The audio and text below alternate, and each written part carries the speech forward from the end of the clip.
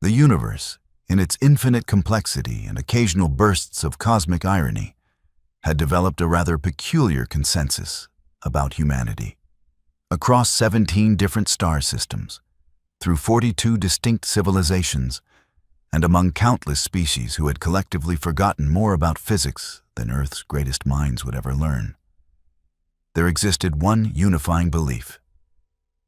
Humans were ridiculous, not dangerous, not innovative, not even particularly interesting. Just ridiculous? The Collective Observation Initiative, because aliens loved bureaucratic names almost as much as they loved unnecessary meetings, had been monitoring Earth for approximately 237 years. Their files on humanity read like a comedy of errors written by someone who fundamentally misunderstood how natural selection worked.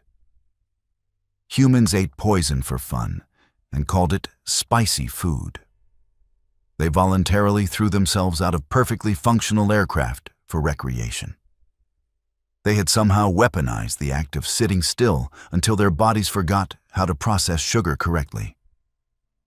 The galaxy had watched, utterly baffled, as these bizarre primates went from horse-drawn carriages to splitting atoms in roughly a century, all while maintaining the common sense of a concussed lemming. The monitoring protocols were extensive.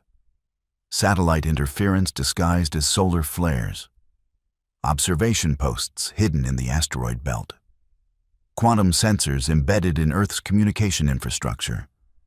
Every major city, every military installation, every university campus existed under a blanket of surveillance so comprehensive that the watching aliens could probably file humanity's taxes more accurately than humans could themselves. Oakidge University, nestled in the northeastern corridor of what humans optimistically called civilization, represented a particularly ironic monitoring challenge. Universities were where young humans supposedly learned to think critically, which the aliens found adorable in the way one might find a puppy trying to solve calculus adorable. The campus sprawled across 200 acres of architectural inconsistency. Gothic revival buildings squatting next to concrete, brutalist nightmares, all connected by pathways that suggested the original campus planner had been deeply drunk or possibly concussed. The engineering building, Maxwell Hall, stood at the campus's eastern edge like a monument to humanity's bizarre relationship with aesthetics. Someone had apparently decided that the best design for a structure housing the university's brightest technical minds was Soviet-era parking garage meets depression. 5 stories of gray concrete and narrow windows. It looked less like a place of learning and more like where hope went to file paperwork before dying. It was 6:47 p.m. on a Thursday, which meant most of the building had emptied out. The autumn sun hung low and angry on the horizon, painting everything in shades of orange that would have been beautiful if anyone had been paying attention to anything besides their phones, their problems, or their petty campus politics. Our protagonist, let's call her Reeves, Mira Reeves, because apparently parents in the 2000s thought naming their children after the Matrix characters showed personality, was precisely the kind of student who made alien observers update their human durability files with increasing frequency. 22 years old, third-year mechanical engineering major, surviving on a diet that consisted primarily of coffee, Spite, and whatever could be microwaved in under 3 minutes. She stood 5'6" in her perpetually untied work boots, with dark hair usually contained in what optimists might call a bun, and realists would call a structural failure held together by a pencil. She had just finished a 3-hour laboratory session on fluid dynamics, which was exactly as thrilling as it sounded, and was currently navigating the hallway toward the building's eastern exit, while mentally calculating whether she had enough time to grab dinner before her circuit design assignment consumed the rest of her evening. The answer was no. But humans were eternal optimists about time management, which the aliens found both endearing and deeply stupid. The hallway lights flickered, a combination of aging electrical systems and budget cuts that had become so routine that nobody even noticed anymore. Reeves's backpack, loaded with approximately 40 pounds of textbooks that she kept insisting she would actually read, dug into her shoulders as she turned the corner past the vending machines that had been temporarily out of order since September. She didn't immediately notice the group waiting by the eastern stairwell. Why would she? Her mind was busy calculating pressure differentials and wondering if the cafeteria still had anything edible, or if she was facing another night of instant ramen and existential dread. The group noticed her, though. 5 of them, clustered with the casual menace of people who had decided that physical intimidation was an acceptable substitute for personality. 3 guys, 2 girls, all wearing the kind of expensive athletic wear that screamed, "My parents' money insulates me from consequences." They were students from the business college, which everyone in engineering regarded with the same wariness one might reserve for a suspicious mushroom. Probably harmless, potentially toxic, definitely not worth the risk. The conflict had been brewing for weeks. Something about a group project, accusations of stolen research, and the kind of petty academic drama that made reality television look sophisticated. Reeves had been tangentially involved. Her code had been used, allegedly without permission, in someone else's entrepreneurship pitch. She had explained, repeatedly and with increasing irritation, that the code was open source and available to anyone with basic search engine skills. But apparently facts were optional when wounded egos were involved. Hey, the lead guy, card or something, trust fund haircut, jaw that suggested his family tree had some concerning branches, stepped forward with the swagger of someone who had never actually been punched in the face. "We need to talk." Reeves stopped, sighed with the weariness of someone whose capacity for bullshit had reached its daily limit approximately 6 hours ago, and adjusted her backpack straps. "No, we really don't. You made us look stupid in front of Professor Hendricks." "I didn't have to make you look stupid," Reeves replied, her tone suggesting that exhaustion had finally killed whatever diplomatic filter she might have once possessed. "You managed that entirely on your own by not understanding how GitHub works."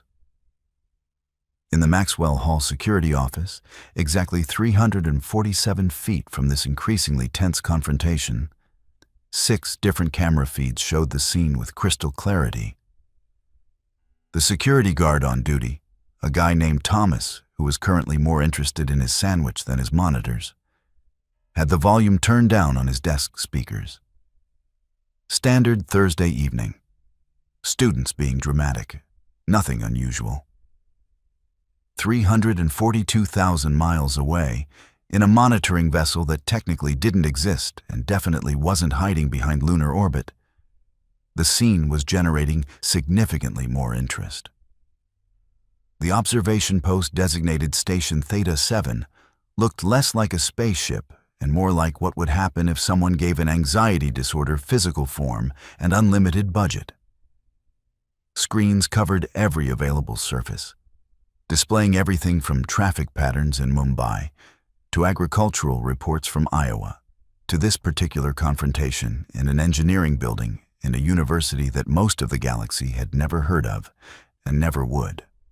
Observer Kelth, whose name in his native language roughly translated to "the one who watches and judges your poor life choices," had been monitoring Oakidge University for 6 months.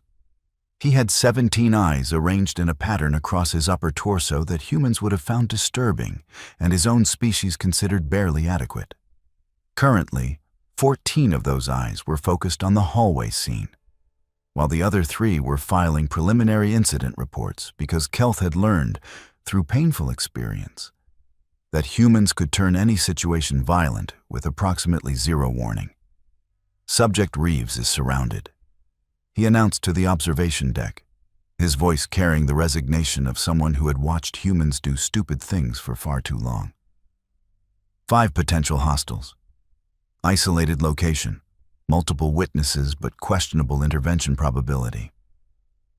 His colleague, Observer Nim, the one who documents chaos, swiveled 3 of her sensory stalks toward the relevant monitors. Hostility assessment. Elevated body language.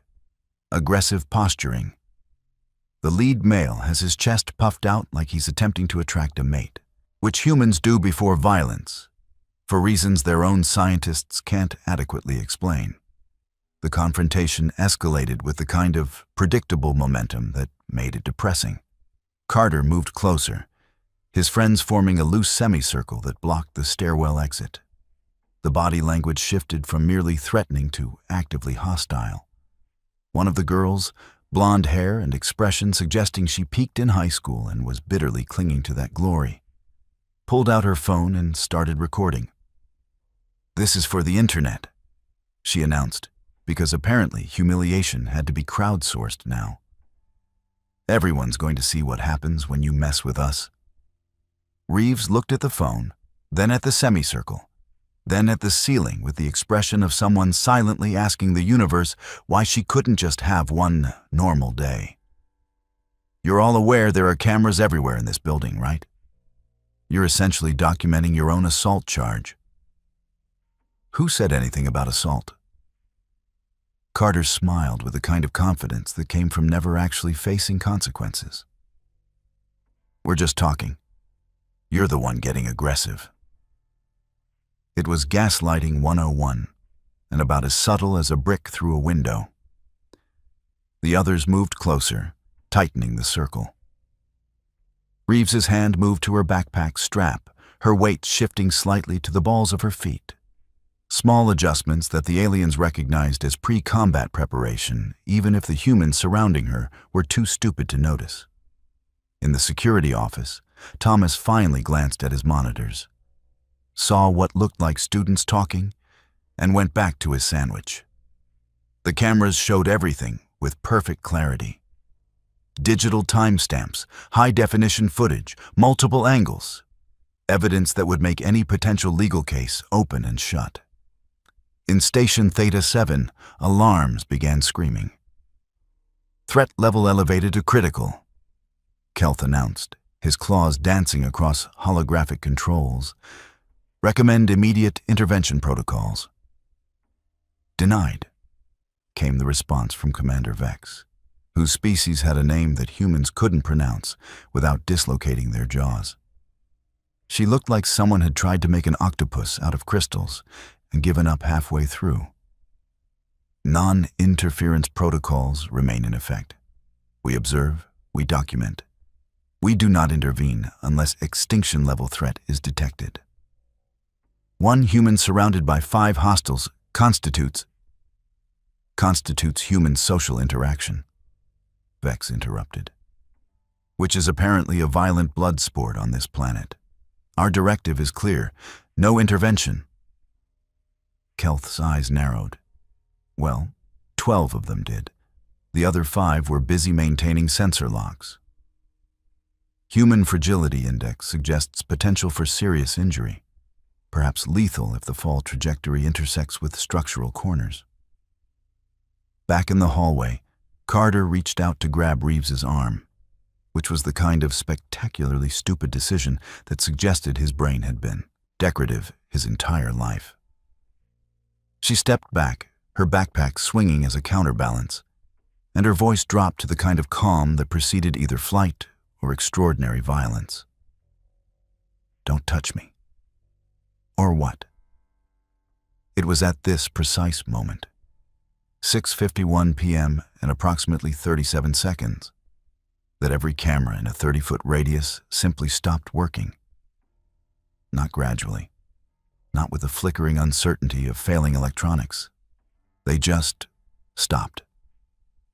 The security feeds showed clear footage, then static, then nothing. The screens went black as if someone had simply unplugged reality.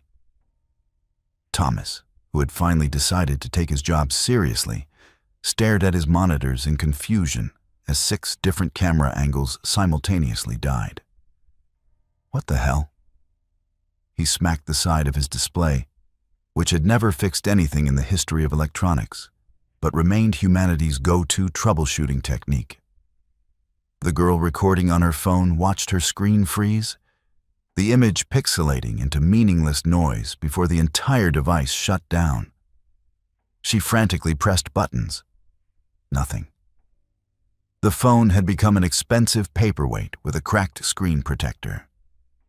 Every recording device, every phone, every camera, every piece of electronic surveillance within a precisely calculated radius experienced simultaneous catastrophic failure. The probability of this occurring naturally was roughly the same as winning the lottery while being struck by lightning on a Tuesday while riding a unicorn. Which is to say, it didn't happen by accident. In Station Theta 7, the observation deck erupted into controlled chaos. "We've lost visual," Kelth announced, which was obvious to everyone because half the monitors had gone black and the other half were showing error messages in 17 different languages. "How?" Commander Vex demanded, her crystalline tendrils extending in what might have been alarm or might have been her species' equivalent of aggressive gesturing. "Unknown. All surveillance infrastructure in Sector 7B has experienced simultaneous failure. This is..." Kelth paused, checking his readouts with increasing concern. "This is statistically impossible." "Impossible happens daily on this planet," Vex snapped. "Restore visual now." "Working on it.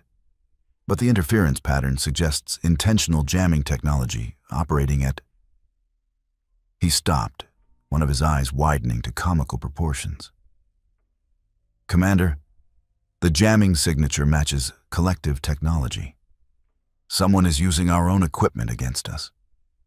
In the hallway, Reeves felt the change before she saw it. The quality of light shifted, as if the air itself had become thicker, more substantial. Time didn't slow. That would be physically impossible. But her perception of it changed, like watching a video buffer at the worst possible moment. Carter's hand, reaching for her arm, stopped mid-motion. Not frozen exactly, but moving so slowly that individual muscle twitches became visible. The others around her had the same quality, like actors pausing mid-scene. Their expressions remained hostile, but trapped in amber, unable to progress. Then the shimmer came. It started as a distortion in the air, like heat waves rising from summer asphalt. Except it was October, and the hallway was temperature-controlled. The shimmer intensified, forming a vaguely circular pattern around Reeves, and her engineering brain, the part that stayed analytical even when everything else was screaming, recognized the energy signature as something that absolutely should not exist, according to every physics textbook she had ever suffered through. "Okay," she said to nobody in particular, her voice sounding muffled and distant in the strange atmospheric pressure. "This is new." The transportation effect was instantaneous and completely disorienting. One moment she was in a hallway that smelled like floor cleaner and desperation. The next she was somewhere else. The first thing Reeves noticed was that gravity felt wrong. Not absent, but different.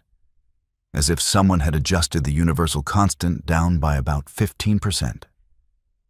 The second thing she noticed was that the floor beneath her boots wasn't concrete, but something that looked crystalline and felt slightly warm, like sun-baked glass.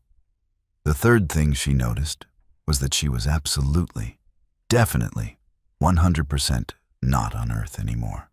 The room, if room was even the right word for a space that seemed to curve in directions that standard Euclidean geometry didn't cover, was enormous. The walls glowed with bioluminescent patterns that might have been decorative, or might have been functional. She couldn't tell. The ceiling stretched upward into darkness that felt intentional rather than simply absent of light. Equipment that she couldn't begin to identify lined what might generously be called workstations, all humming with the kind of energy that made her teeth ache and her hair stand on end from static electricity. And then there were the aliens. Reeves had spent exactly 0 time thinking about whether aliens existed, primarily because she had been too busy trying to pass thermodynamics to worry about extraterrestrial life. But faced with 3 beings that definitely weren't human, her brain did what it always did when confronted with the impossible. It started taking notes. Observer Kelth stood approximately 7 feet tall, if stood was the right word for something with that many eyes and appendages. His skin had the texture of brushed metal, and those 17 eyes were currently staring at her with expressions that ranged from concern to panic, to what might have been bureaucratic horror. Next to him, Observer Nim looked like someone had combined a jellyfish with a filing cabinet and given the result sentience and anxiety. Her sensory stalks waved in patterns that Reeves's brain insisted meant something. Probably language, possibly distress signals. Behind them both, Commander Vex's crystalline form refracted the bioluminescent light into patterns that would have been beautiful if Reeves wasn't currently processing the fact that she had been abducted by aliens who looked like they were already regretting their life choices. There was a long moment of silence, the kind that stretched awkwardly while everyone present tried to figure out who should speak first. "So," Reeves finally said, because if the universe was going to throw her curveballs, she might as well swing at them. "Either I'm having a stroke or you're aliens. Please tell me I'm having a stroke, because that would be easier to explain to my professors." Kelth's eyes blinked in sequence, which created a wave effect that Reeves found deeply unsettling. "You are not experiencing cardiovascular trauma. You have been temporarily extracted from a hostile situation for your own protection." Extracted. Reeves repeated the word like she was tasting it. "You mean kidnapped?" "We prefer emergency relocation," Nim offered, her translator rendering her voice as vaguely feminine and deeply apologetic, with benevolent intent. "Right. Benevolent kidnapping. That's definitely a thing." Reeves adjusted her backpack, which she was still wearing because apparently muscle memory persisted even during alien abductions. "And the hostile situation you extracted me from was what, exactly? Some trust fund idiots being dramatic?" 5 hostiles demonstrating clear, aggressive intent, Kelth explained, pulling up holographic displays that showed the hallway seen from angles that definitely shouldn't have been possible. Threat assessment indicated 73% probability of physical violence resulting in injury. Human Fragility Index suggests... Human Fragility Index? Reeves interrupted, her tone sharp enough to cut through the translator lag. "What the hell is a Human Fragility Index?" The aliens exchanged glances, or whatever their species did to communicate nonverbal "oh shit, we said too much" energy. Commander Vex stepped forward, her crystalline form refracting light in ways that probably looked commanding to her own species, but just made Reeves vaguely nauseous. "Humanity is monitored by the Collective Observation Initiative due to your species' unusual combination of technological progress and biological vulnerability. Our protocols mandate intervention when extinction-level threats are detected." "And you thought 5 college students constituted an extinction-level threat?" The absurdity of it cut through Reeves's shock, replacing it with irritation. "Have you been watching humans at all? We survive car crashes. We eat things that should kill us. We literally invented extreme sports as entertainment. 5 idiots in a hallway doesn't even register as a Tuesday." More glances. More nonverbal "oh shit" energy. "Your species' survival rate is statistical anomaly." Kelth said carefully. You should not exist. Your homeworld is actively hostile to life. Your biology is inefficient. Your pain tolerance is inexplicable. And yet you persist. We thought you were fragile because logic demands it. Logic clearly hasn't met humans before. Reeves walked toward the nearest workstation, her engineering instincts temporarily overriding her entirely reasonable urge to panic. Is this a quantum processing array? The energy signature is consistent with entangled particle processing. But the configuration is completely different from theoretical Earth models. The alien stared at her. All 17 of Kelth's eyes, all of Nim's sensory stalks, all of Vex's crystalline facets, focused on this human who had been abducted less than 5 minutes ago and was now examining their technology with the casual interest of someone browsing a hardware store.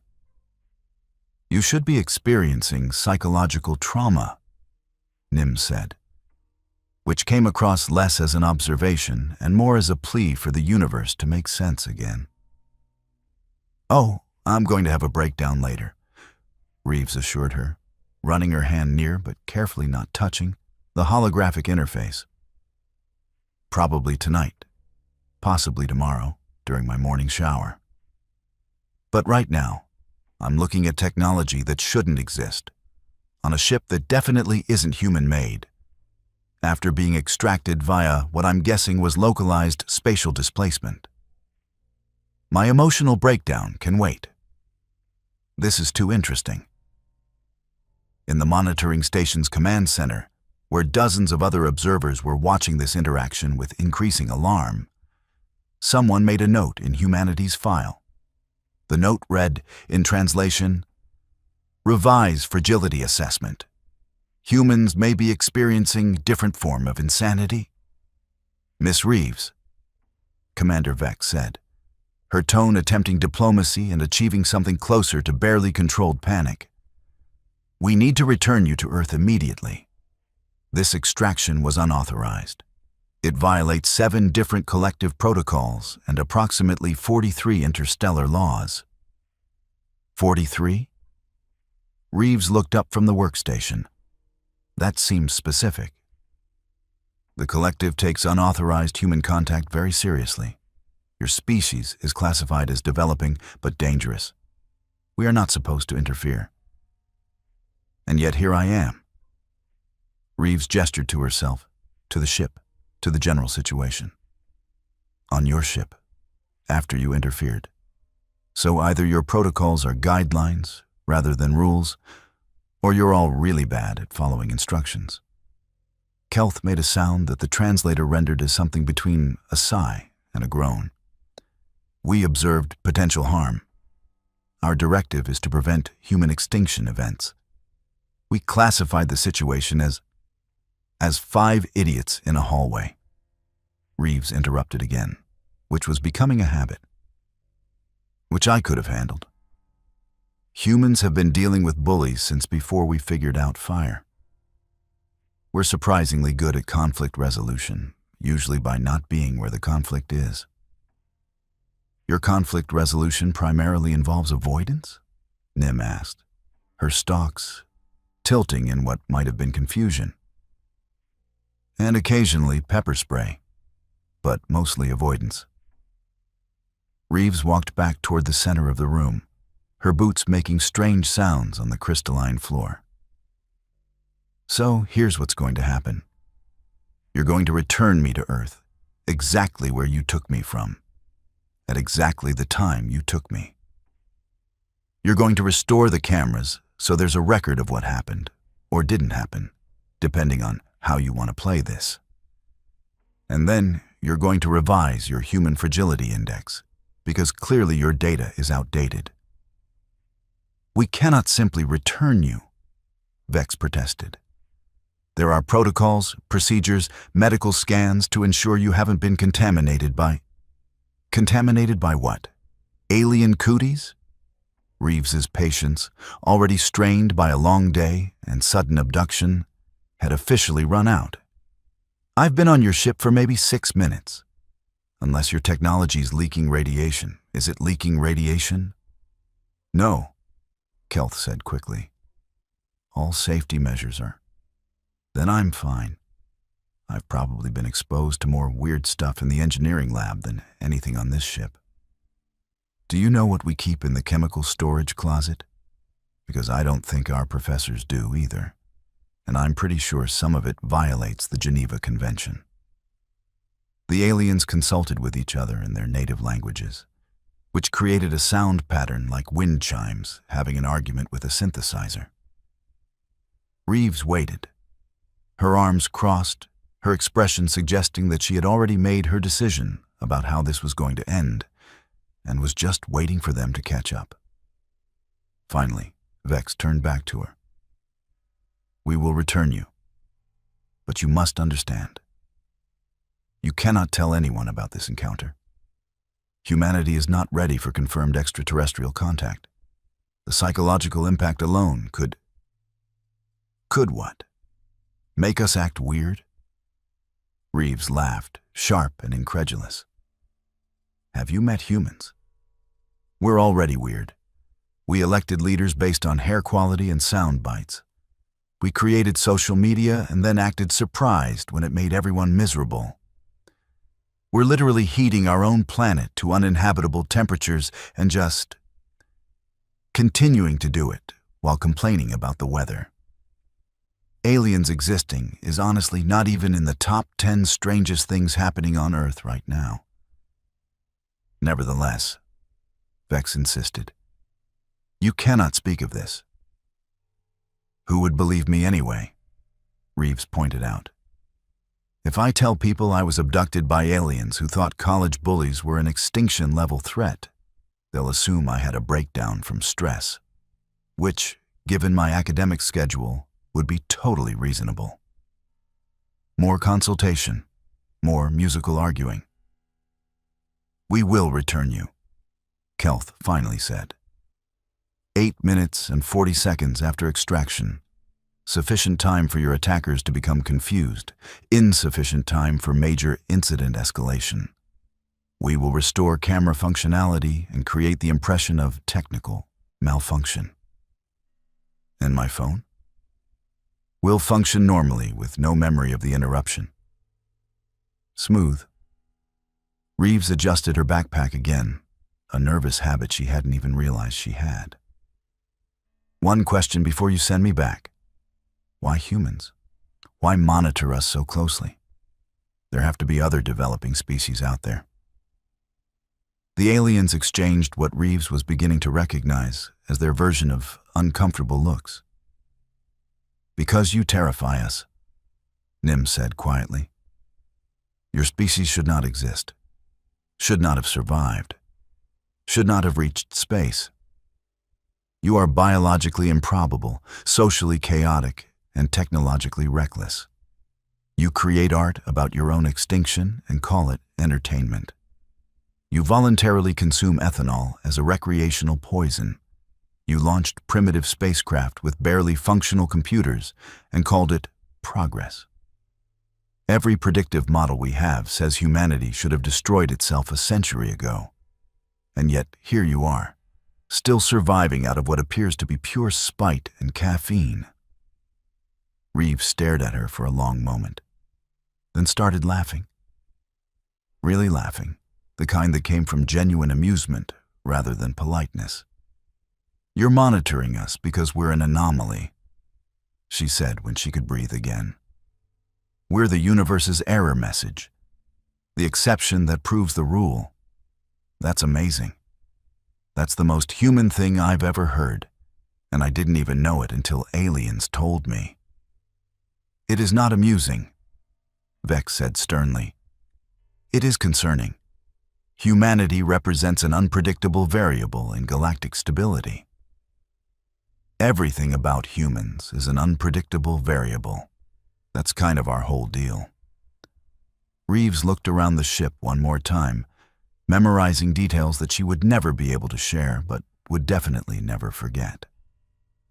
All right, send me back. I've got a circuit design assignment due tomorrow, and I'm not letting alien abduction be my excuse for late submission. The transportation preparation took approximately 90 seconds, which involved a lot of technical discussion in languages Reeves couldn't understand, and equipment adjustments that looked impressive, but could have been complete theater for all she knew. They positioned her in the center of what appeared to be the same spatial displacement device that had extracted her, though reversed. "One more thing," Kelth said as the equipment began to hum. "Your file has been flagged, updated with new behavioral data. Future monitoring protocols will be adjusted." "My file?" Reeves's eyebrows rose. "You have a file on me specifically?"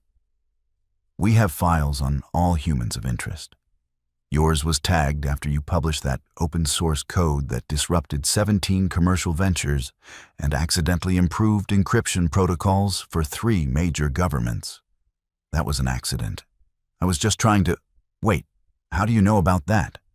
The shimmer started again, the same heatwave distortion that had brought her here. "We monitor everything, Miss Reeves," Vex said, her voice taking on an almost amused quality. "Welcome to being observed." The displacement effect was just as disorienting in reverse. Reality stretched, compressed, folded in on itself in ways that Reeves's brain categorically refused to process as anything other than weird and bad. Then, with a sensation like being dropped into cold water, she was back. The hallway, Maxwell Hall, 6:51 p.m. and approximately 8 minutes and 43 seconds after her extraction. The autumn light through the windows had barely shifted. The floor cleaner smell reasserted itself. Gravity returned to its normal, Earth-standard pull, and Carter was stumbling backward, his expression shifting from aggressive confidence to complete confusion. "What the— Where did you—" He looked around, his friends equally baffled. "You were right here." "I've been right here the whole time," Reeves said calmly, though her hands were shaking slightly in her pockets. "You were the ones acting weird." The girl with the phone was frantically trying to restart it, pressing buttons with increasing desperation. "My phone died. It just completely died." "Cheap electronics," Reeves offered helpfully. "You should probably back up your data more frequently." In the security office, Thomas was staring at his monitors as they flickered back to life, showing the hallway scene exactly as it had been. 5 students surrounding one, everyone looking confused, no violence, no incident. The timestamp showed an 8-minute gap of pure static, which would go into his incident report as equipment malfunction, cause unknown, no injuries reported. Carter and his friends, faced with a situation that made 0 sense and a target who had apparently teleported or something equally impossible, made the very human decision to just leave. They backed away, muttering about glitches and weird shit, their threat displays abandoned in favor of confused retreat. Whatever intimidation they had planned couldn't survive the fundamental weirdness of what had just not happened. Reeves waited until they were gone, then let out a breath she hadn't realized she was holding. Her hands were still shaking. Her heart was racing. The analytical part of her brain was screaming about impossible physics and spatial displacement and technologies that shouldn't exist. The rest of her brain was just trying to process the fact that she had been abducted by aliens who thought humans were terrifying accidents of evolution. She made it back to her dorm room on autopilot, her backpack still heavy with textbooks, her phone showing no signs of the interruption except for a slight gap in the timestamp that could easily be explained as clock drift. She sat on her bed, stared at the ceiling, and waited for the promised breakdown. It didn't come immediately. Instead, her brain kept circling back to the ship, the technology, the expressions on those alien faces when she had called them out for their outdated assumptions. They had been monitoring Earth for centuries and still didn't understand humans. Still classified them as fragile when humans survived car crashes for fun and called it learning to drive. She pulled out her laptop, opened a blank document, and started writing. Not about the abduction. That would be insane, and she had no proof anyway. But about spatial displacement theory, about the energy signatures she had seen, about the quantum processing arrays that had hummed with impossible efficiency. She wrote it as fiction, as speculation, as the kind of creative thought experiment that engineering students sometimes did when regular homework wasn't weird enough. If anyone ever asked, she could say it was inspired by too much coffee and not enough sleep. Which was technically true, just missing the part about alien intervention. 342,000 miles away, in Station Theta 7, Observer Kelth was updating Mira Reeves's file with extensive new data. Behavioral assessment.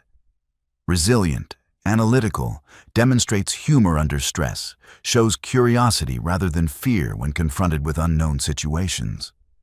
Threat classification, upgraded from fragile to concerning. Recommendation, continued monitoring, but with increased distance and revised intervention protocols. Commander Vex reviewed the report, her crystalline form casting rainbow patterns across the command deck. What have we learned from this incident?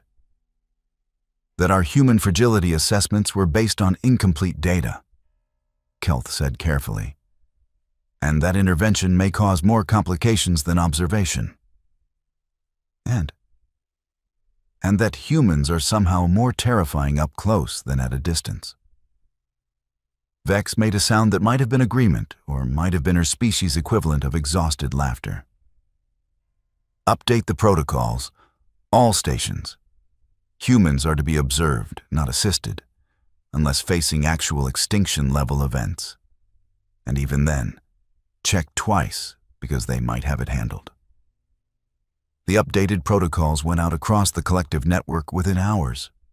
42 civilizations received the message simultaneously. The basic content, stripped of all bureaucratic language and translated into simple terms, boiled down to, humans are weird. They might be fragile. They might be terrifying. We're not sure anymore. Maintain distance. Observe carefully. Do not assume anything. On Earth, Mira Reeves finished her circuit design assignment at 3 a.m., fueled by coffee and the lingering adrenaline of the strangest day of her life. She submitted it through the university portal, closed her laptop, and finally allowed herself the breakdown she had promised herself hours ago.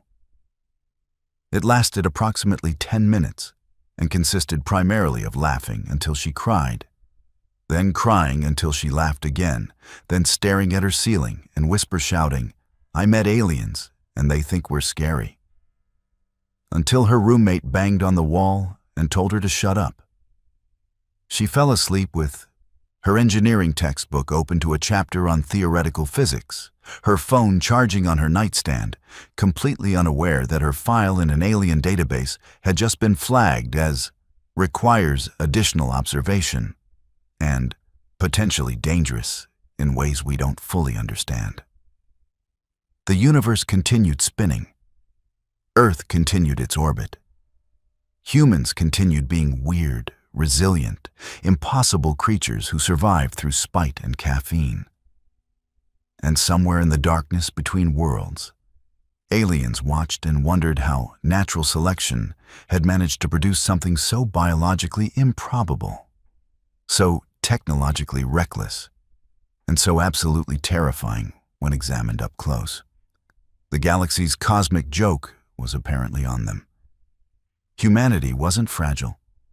Humanity was just really, really good at making everyone think they should be. And that, as it turned out, was the scariest thing of all.